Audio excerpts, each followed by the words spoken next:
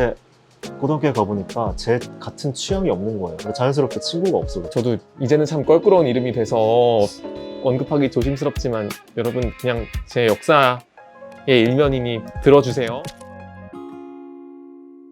영화 기자가 보는 음악 이야기, 음악 평론가가 보는 영화 이야기, 이정재입니다. 이제 저는 음악 평론가 김도헌이고요. 이제 옆에 시네21 기자 두 분을 모시고 이야기를 나눠보겠습니다. 안녕하세요. 안녕하십니까. 네, 안녕하십니까.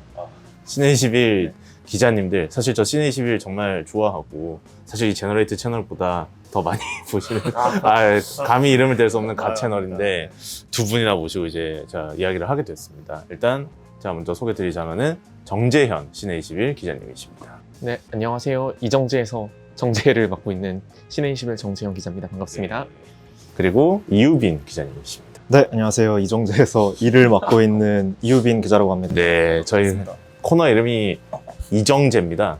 네, 왜 이정재냐 하면은 이유빈 기자님의 이, 그리고 정재현 기자님의 정재를 따서 이정재인데, 사실 뭐 다른 이름도 저희가 좀 생각을 해봤습니다만 이 이름이 제일 각인된다라고 생각을 해서 이제 이정재로 앞으로 매주 여러분들 찾아뵙게 되었습니다.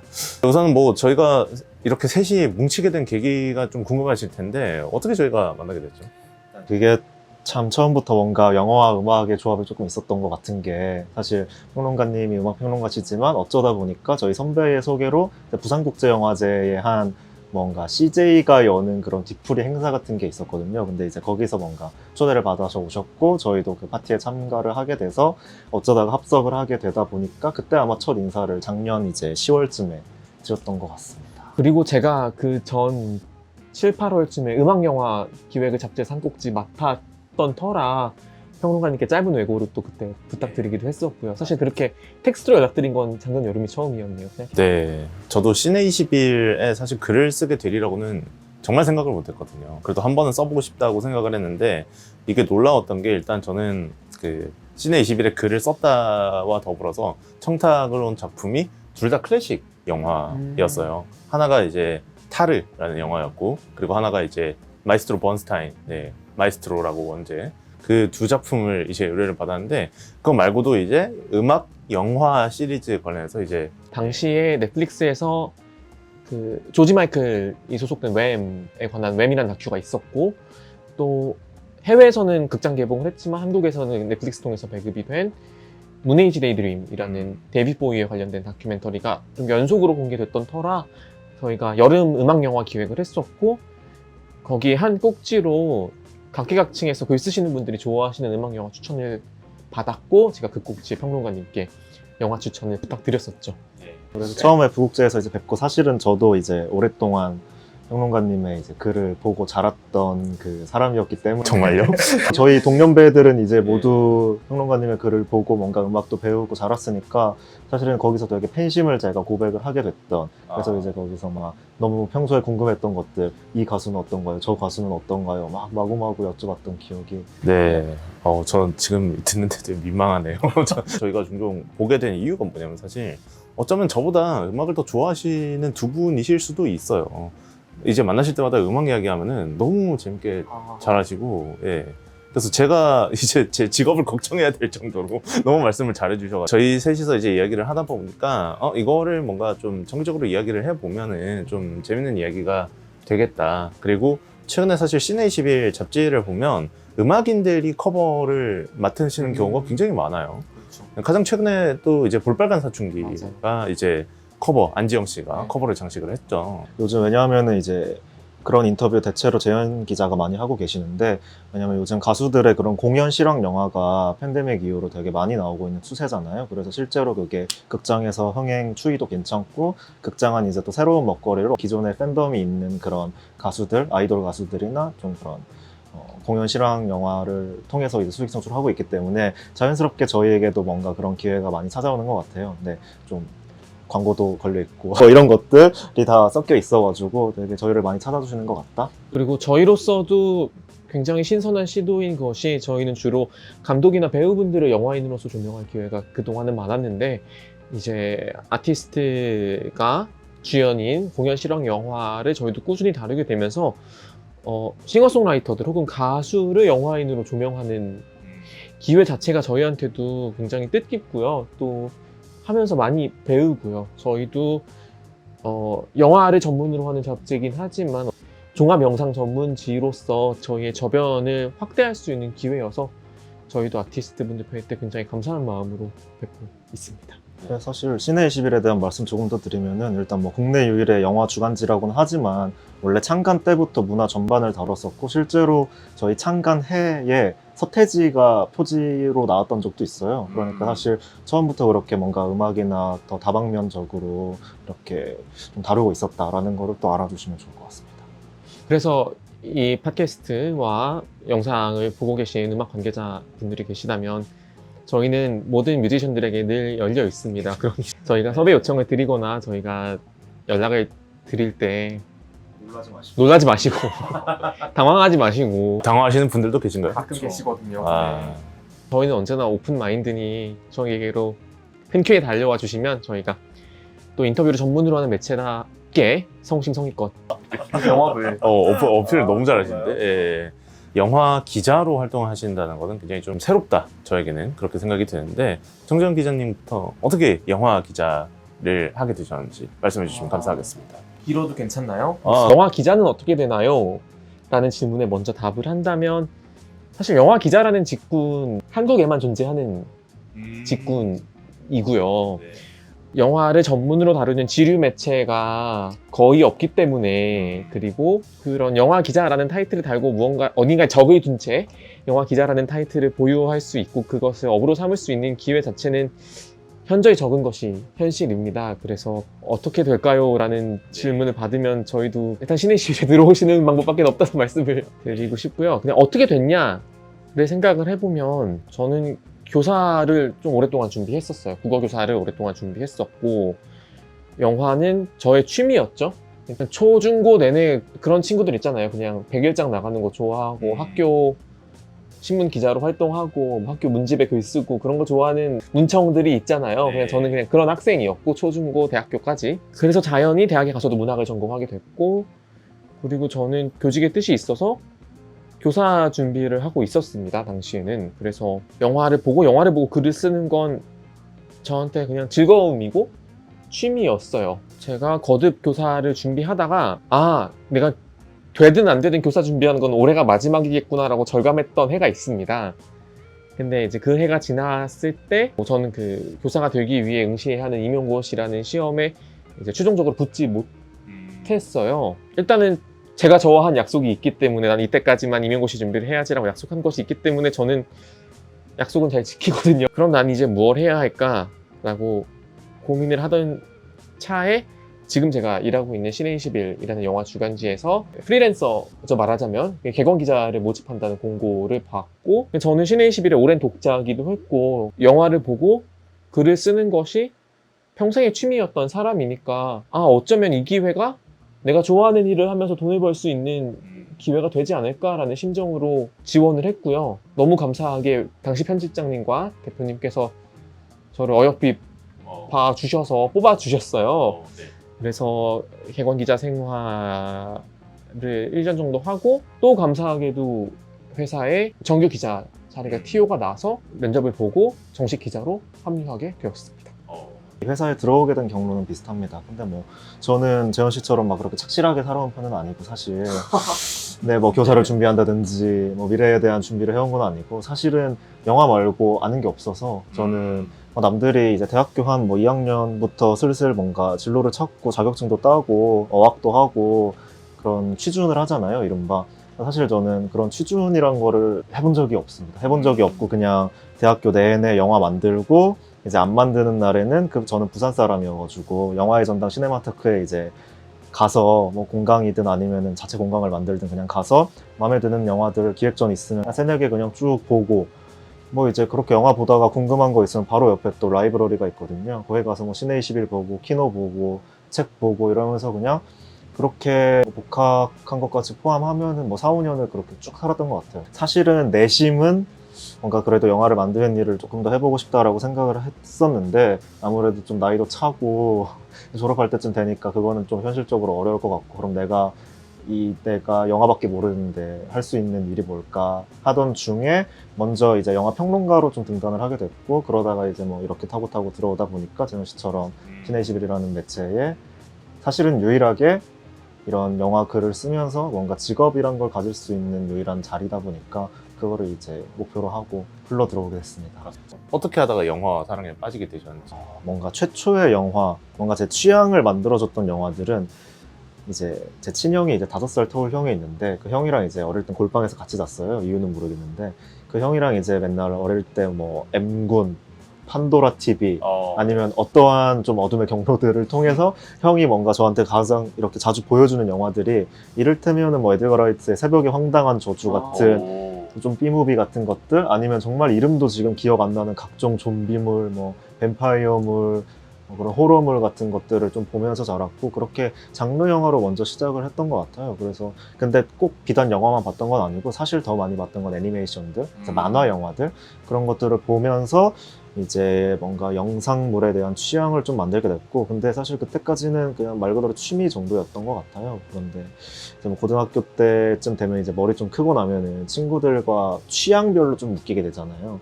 근데 고등학교에 가보니까 제 같은 취향이 없는 거예요. 그래서 자연스럽게 친구가 없어요. 뭔가 저처럼 뭔가 그렇게 뭐 새벽의 황당한 저주나 드래곤 미투엘 같은 영화를 좋아하는 친구들은 그렇게 찾을 수가 없는 거예요. 일반 인문계고 뭐 하다 보니까. 그러다 보니까 자연스럽게 혼자 영화를 좀 보게 됐고, 그러다 보니까 취향은 좀 더 깊어지고, 조금 이제 나쁜 쪽으로 이제 길이 든 거죠. 사람들과 어울리지 못하고 영화를 보게 되고, 뭐 그런 식으로 해서 영화와 사랑에 빠지게 됐다기보다는 영화가 그냥 굉장히 필요해졌던 것 같아요. 그냥 극장에 가는 시간들, 내가 뭔가 내 삶의 시간을 채울 수 있는 그런 요소가 딱 필요했었고, 그게 뭔가 영화였다. 그리고 그게 나에게 뭐 엄청난 만족을 많이 줬던 것 같고, 그렇게 하다 보니까 자연스럽게 들어오게 됐던 것 같고요. 뭔가 영화로 본격적으로 내가 이걸 공부를 해야겠다, 글을 써봐야겠다, 아니면 만들어 봐야겠다 라고 생각했던 거는 분명한 하나의 기점이 있긴 합니다. 특정 영화가 있지만 그건 이제 부끄러우니까 다음에. 저도 영화는 계속 좋아했어요. 저는 초등학생 때도 개봉작 중에 보고 싶은 영화 있으면 혼자 가서 보고 그랬거든요. 영화는 늘 좋아했지만 중학생 때까지만 해도 저는 영화보다는 책 혹은 무대 예술에 조금 더 관심이 있었어요. 그냥 영화는 정말 극장 가서 보는 것, 아니면 비디오 가게나 DVD 가게에서 빌려보는 정도? 지금 생각해보니 그것도 영화를 좋아하니까 할 수 있는 일이네요. 구체적으로 내가 영화를 정말 좋아하는구나, 내지는 영화를 가지고 뭔가를 해보고 싶다라는 생각이 들었던 작품을 얘기를 하면, 저도 이제는 참 껄끄러운 이름이 돼서 언급하기 조심스럽지만 여러분 그냥 제 역사의 일면이니 들어주세요. 우디 앨런이 블루 제스민이라는 영화를 세상에 내놓았을 때, 연도도 기억해요. 2013년 가을이었거든요. 10월, 11월 이쯤이었고, 알폰소 쿠아론의 그래비티와 비슷한 시기에 당시에 공개가 됐었는데, 딱 그냥 그 영화를 보는 순간, 이 영화는 그 테네시 윌리엄스의 욕망이라는 이름의 전차라는 유명한 희곡 있잖아요. 그 희곡에 철저히 빚진 영화인 거예요.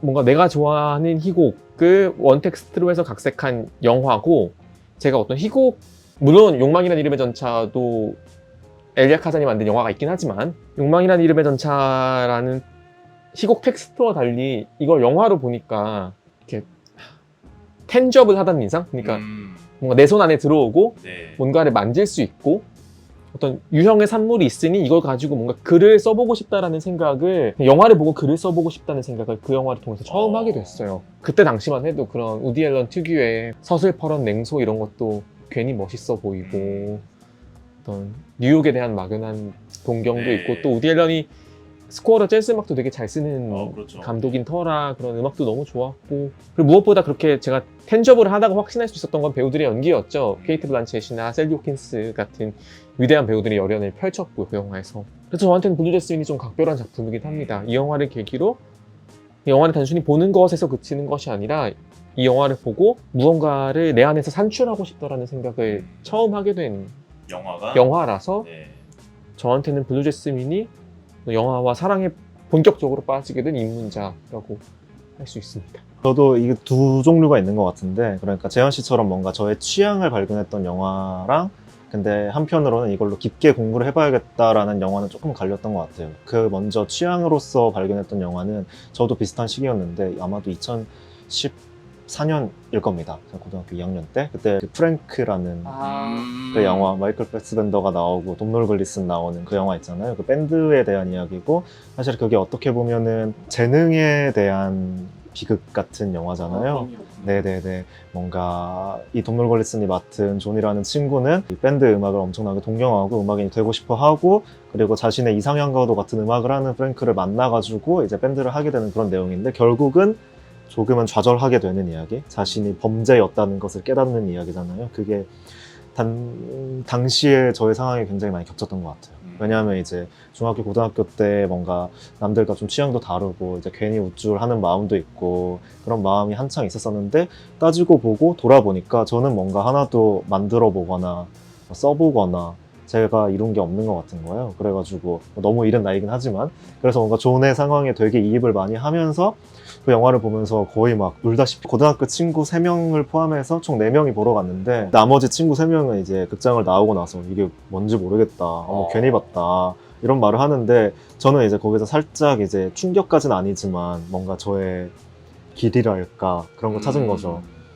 나는 이게 너무 마음에 와닿고 좋았는데 남들은 그렇지 않구나 해서 이제 경로를 조금 바꾼 영화? 내가 뭔가 영화라는 매체에 대해서 조금 더 완전히 좀 깊게 알아봐야겠다라고 느꼈던 거는 이제 2017년쯤? 6년쯤? 7년쯤이었던 것 같아요. 그 영화의 전당 기획전으로 앙드레 바쟁이 사랑한 영화들이라는 기획전이 열렸고 거기에 이제 로베르 브레송이라는 그 불란서의 영화 감독이 만든 1951년에 만든 그 어느 시골 사제의 일기라는 영화가 있습니다.